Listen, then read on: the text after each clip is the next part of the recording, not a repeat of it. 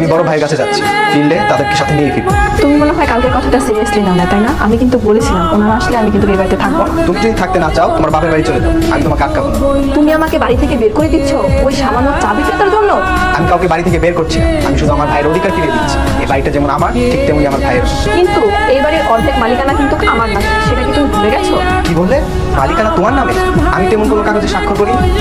বাবা তোমার power of attorney ব্যবহার করে এই বাড়ির অর্ধেক মালিকানা আমার নামে করে দিয়েছে।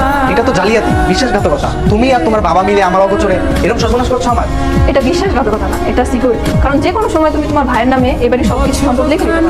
ঠিক খুশি, তুমি টাকার জন্য এত নিচে নামতে পারো? তোমার প্রতি আমার ঘৃণা হয়। টাকা দালালি করেই তো আজকে ফ্যান, এসি এগুলো নিচে ঘুমাইতে পারতেছো।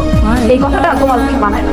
আজ আমি উকিলের কাছে যাব, এই জালিয়াতি কিভাবে করছো তা জানতে। উকিল, পুলিশ এগুলো করে লাভ নেই। বাবা সব কিছু বুঝিয়ে দিচ্ছে, তুমি বরং একটু শান্ত হও।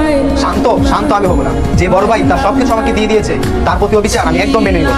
শোনো, তুমি যদি বেশি বাড়াবাড়ি করো তাহলে কিন্তু আমি তোমার নামে নারী নির্যাতনের মামলা দেবো। কারণ আমার বাবা সব কিছু তুমি যা কিছু তাই করতে পারো, জেলের ভাত আমি খেতে পারি, তবে এই বাড়িতে আমার বড় ভাই আর বাবির অধিকার প্রতিষ্ঠিত করবো। তুমি একটা কারখানায় দিয়ে পৃথিবী চালাও। পৃথিবী চলে ভালোবাসা আর রক্তের বাদনে, যা তোমার মাথায় কখনো ঢুকবে। থাকো তুমি এখানে, গেলাম।